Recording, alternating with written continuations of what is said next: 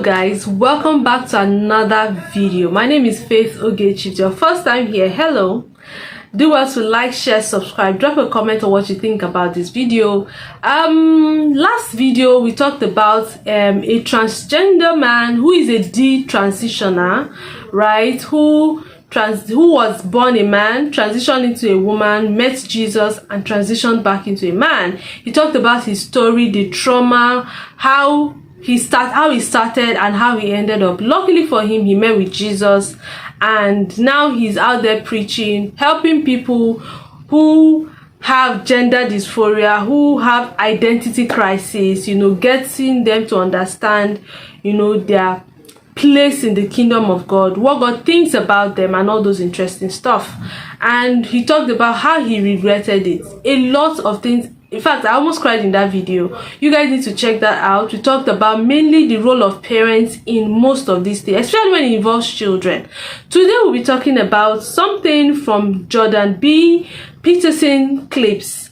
So this transitioner is going to be talking with Jordan Peterson. It's titled Detransitioner. Here's what her doctors didn't tell her. So usually when a doctor, comes up to tell you, oh, it's okay, you can have puberty blockers, to help you transition into whatever identity you want to be, they will not tell you the psychological breakdown, the mental breakdown, how it affects, actually as a child, how it affects your studies, how the fact that even when you transition, you are not still satisfied, you are still having identity crisis. So this particular transgender is going to be talking about her story and what the doctors never told her. I can't wait to check this out with you guys. I'll be dropping my thoughts during the course of this video and after this video, so it's important you watch through to the end. It's a bit lengthy, but I'll advise you please watch to the end. Drop a comment on what you think about the video. If at any point you have questions, please drop them in the description box, in the comment section, and ask your questions, make clarifications, and all those interesting stuff. Let's just get straight into it. At the age of 12, I started experiencing some gender dysphoria, and I started seeing a therapist, and I got the diagnosis, and I started going on the path of medical transition at the age of 13, starting with blockers and then moving on to hormones. And at 15, I got a double mastectomy, but it turned out that it wasn't the best decision for me, and I stopped transitioning at the age of 16. Okay, so let's go back to when you were 12. Well, about when did you hit puberty? I had a fairly early puberty. Actually, I started developing at around the age of 9, if not a little bit earlier. Okay, and so. So at 9, do you remember if that changed you emotionally? Yeah, it did. It was really difficult for me, actually. Okay, so let me give you a little background. You tell me if anybody's ever told you this before, okay?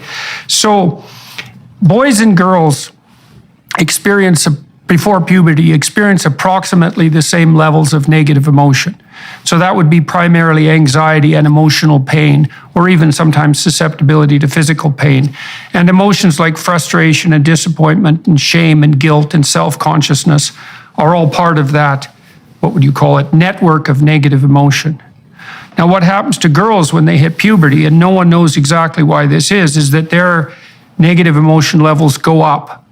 And so that on average, women, biologically mature women, are more sensitive to negative emotion than biologically mature men.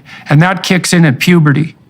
Now, there's a variety of explanations for that, but no one knows for certain. And here's some of them. Okay, so first of all, sexual dimorphism and physical strength really emerges at puberty. So boys and girls are pretty evenly matched physically, but once puberty kicks in, boys are taller, stronger, heavier, and they're much stronger in terms of upper body strength. So women are at a disadvantage physically in relationship to anything that might have to do with physical combat. And so on those grounds, it makes sense for women to be somewhat more sensitive to threat. Okay, so then another explanation is that women are more vulnerable sexually than men because they bear a much higher cost for reproduction, obviously, with pregnancy and protracted dependence of infants. And so they're more vulnerable on the sexual front, so it makes sense for them to be more sensitive to any threat that's associated with sexual activity. And then the third explanation, and there may be more, is that women are charged, generally speaking, with the primary responsibility for infants, and infants are extremely dependent and vulnerable. And so you could make a case that adult women's nervous systems are actually adapted for the mother-child dyad and not for the, say, emotional well-being of the individual woman.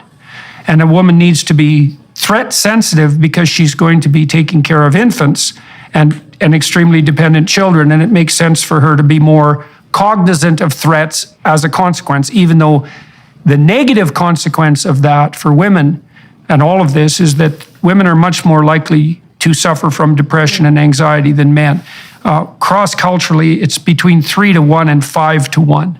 Now, men have their associated pathologies. Men are more likely to be antisocial, for example, and to abuse alcohol. But women predominate on the negative emotion side. And then I would say that's exacerbated, if you hit puberty early, because you have to deal with these complexities of physiological transformation at a very young age. And so that's a difficult thing to handle emotionally. And then there's the additional consequence of whatever hormonal turbulence might emerge as a consequence of the onset of puberty. So it's very common for young women to experience high levels of negative emotion and for those emotions to be focused on their body. Because another thing that's characteristic of female negative emotion is that the self-consciousness associated with that tends to focus very particularly on body shame and self-consciousness.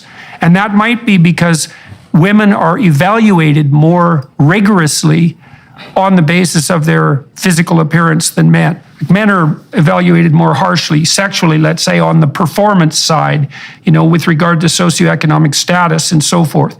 But women are definitely evaluated more harshly by men and by each other in terms of their physical attractiveness. So that makes quite a complicated situation for girls who are making the transition into puberty, and a lot of them are depressed and anxious and develop an intense focus on their body. So I don't know how much of that was explained to you by your therapists or the medical professionals, but that's all well documented psychological and medical information. Yeah, none of that was really explained to me by therapists or even growing up. I mean, even so, every single part of what you said actually played a role in a lot of my childhood distress and my transition and eventually my detransition, actually. Growing up, I was a bit of a tomboy and also on the spectrum. And I didn't know this until I was diagnosed just last year, but it did play a role in my socialization and my difficulty getting along with other girls growing up. And I found that I fit in more with the boys. And when I hit puberty, it was a bit earlier than most of my peers, and I got taller than them. And oh yeah, I could keep up with the boys then, and I had a lot of pride in that. But as the years went on, they started to get taller than me and outmatch me physically, and this did bring on a bit of distress for me. And as I got older, socialization began to become more sex-oriented, and I found it even harder to fit in with girls my age. But at the same time, I was also starting to notice there was a divide between me and boys in several ways, and there was a lot of loneliness for me, because on one hand, I didn't really feel like I was one of the girls, but on the other hand, I was losing my connection with some of my friends who I was close with and really, really cared about. And I also had some body image issues growing up as well. I often talk about how social media played a role in it, but really it started from a very young age, actually. I mean, I was born into a very image-oriented, very sex-oriented society, and before I hit puberty, I was looking forward to having a developed body and eventually growing breasts. And, once I hit puberty,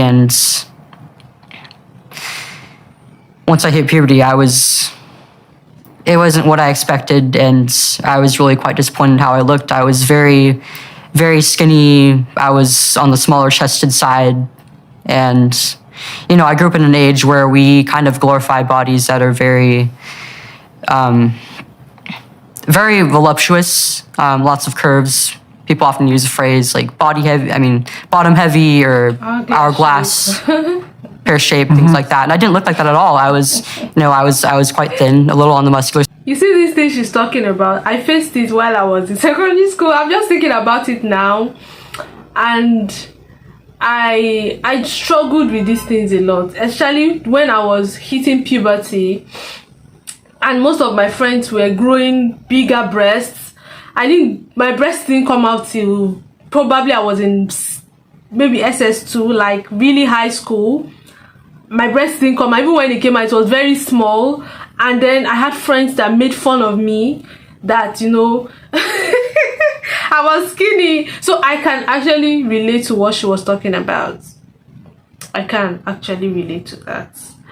But what actually helped me was because I had my mom to talk to, right? I told my mom several times. Even my younger sister's breasts were bigger than mine. So I remember I mentioned severally to my mom when they had made fun of me so many times in school. And then I come home and I'm sad. And I wasn't wearing a bra. Like, how can I be in SS3 and I'm not wearing a bra? Like, every other person is. So why is mine different? So I struggled with it a lot. So what I'm trying to point out of this whole thing is it is a regular occurrence for teenagers, especially when your bodies begin to develop. It is something that happens to adolescents, to teenagers. So it's not something that is new. So just like I mentioned in my other videos, I feel like when every child gets to this stage, parents need to start.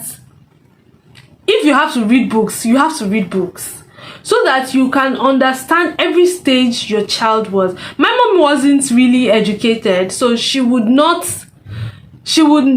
really go to books. She didn't really run to books for help, but she was a mom that was actually there. She was a present mom, and she was such a friend to us that if I came up with such issues, she had an answer for me. She had an answer. So she would affirm me that even she didn't, so she used herself as an example. I don't know if she was just saying that for me to feel good, but she would tell me that even she didn't grow breasts till she started having kids. Like, her breasts were not as big as, she didn't have a big butt.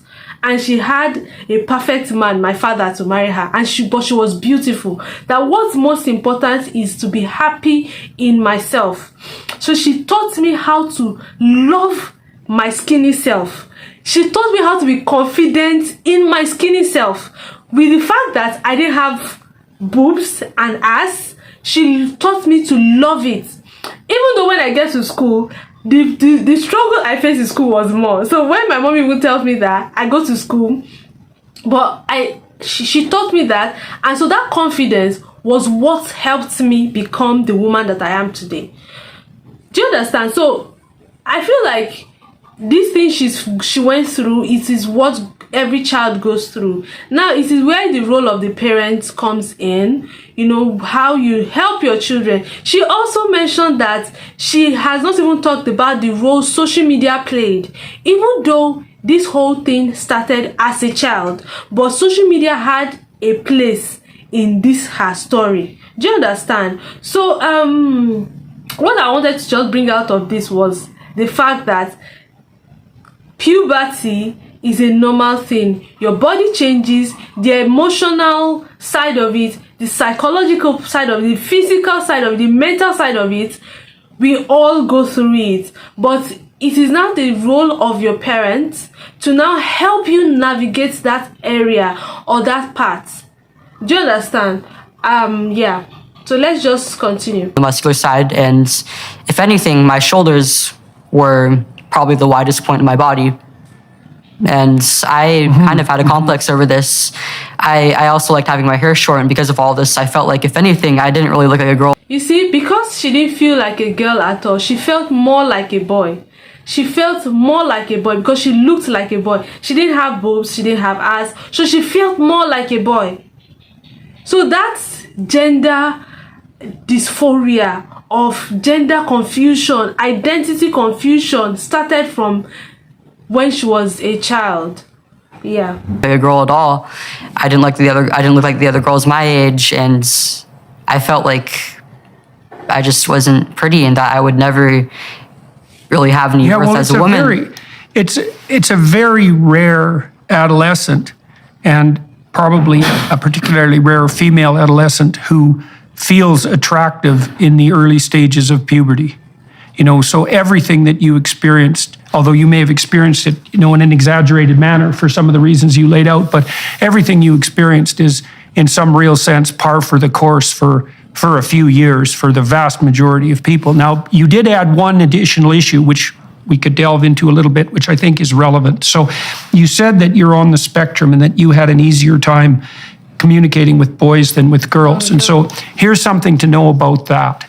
So the biggest reliable difference that's been documented between males and females, and this becomes even larger in egalitarian societies, by the way, is orientation of interest.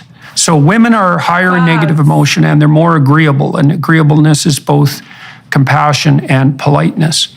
And although the difference between men and women isn't massive, it's significant, and it also maximizes in egalitarian society. So it looks like it's biological. But the biggest difference is in interest. And boys, males, are more reliably interested in things, and girls, females, are more reliably interested in people. But people on the autistic spectrum are also more reliably interested in things. And so, for example, if you're extremely autistic, the psychological phrase for descriptive purposes is lacking theory of mind. And so extremely autistic people have a hard time understanding what's going on in someone else's mind at all. They tend to be almost entirely thing-oriented, and there's a much higher preponderance of autistic symptoms among engineers.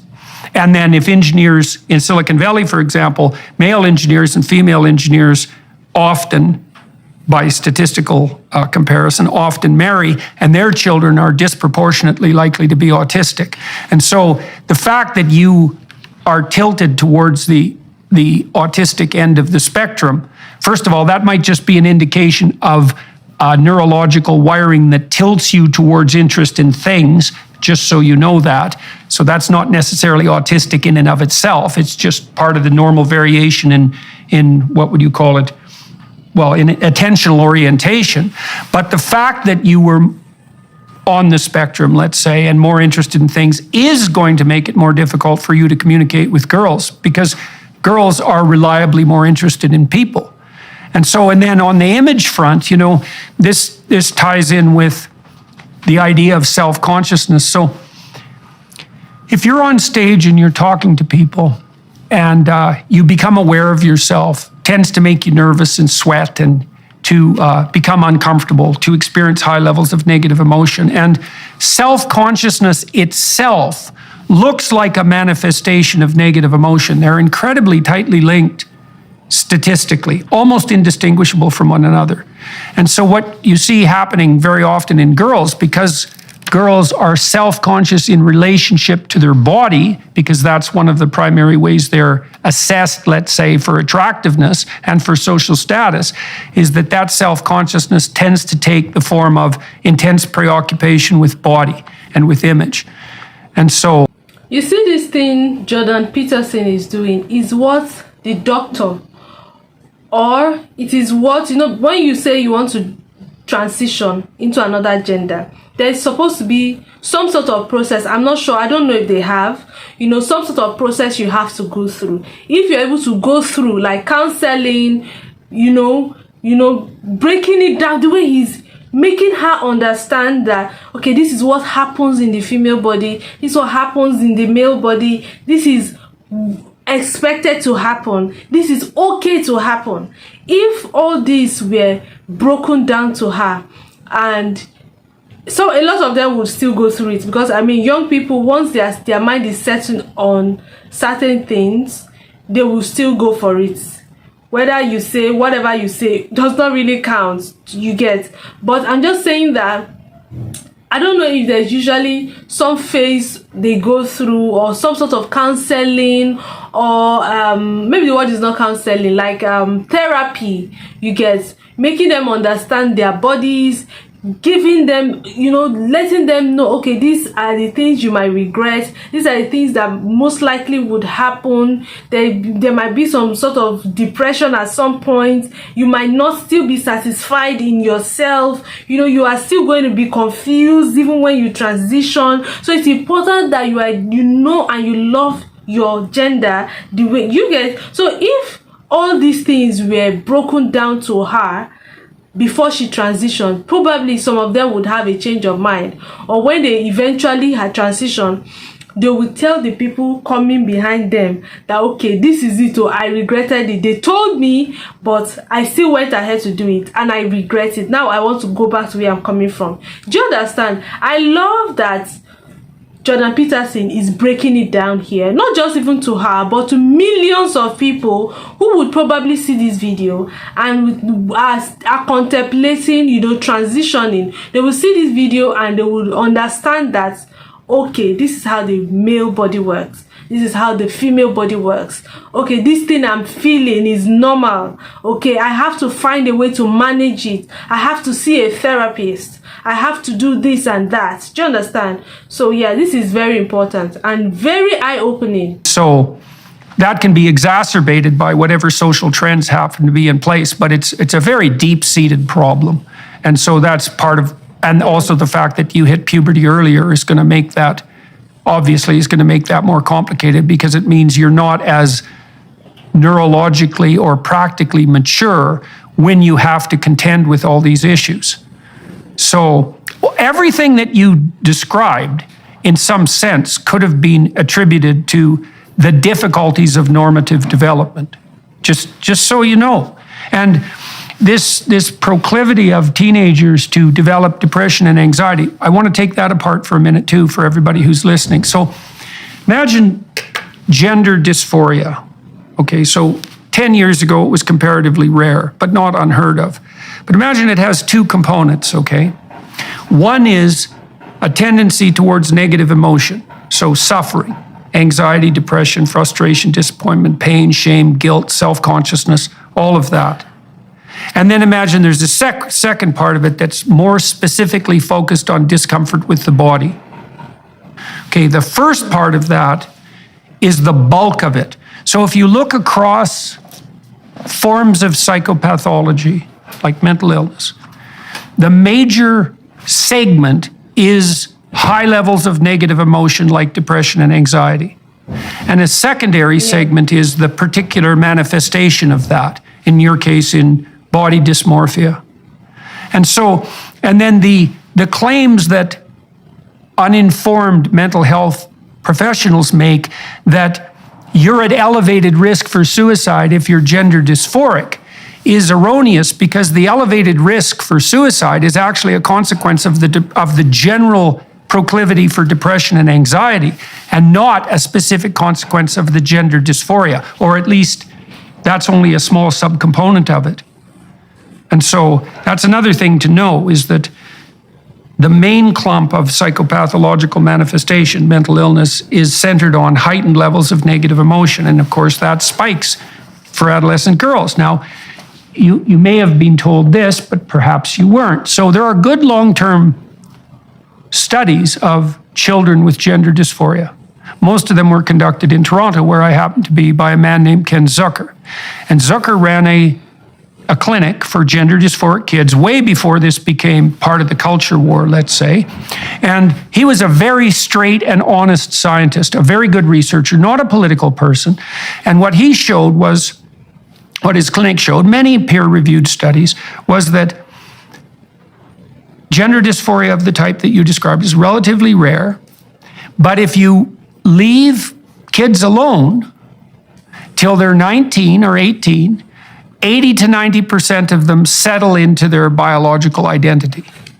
Although about 80% of them are also homosexual in their orientation.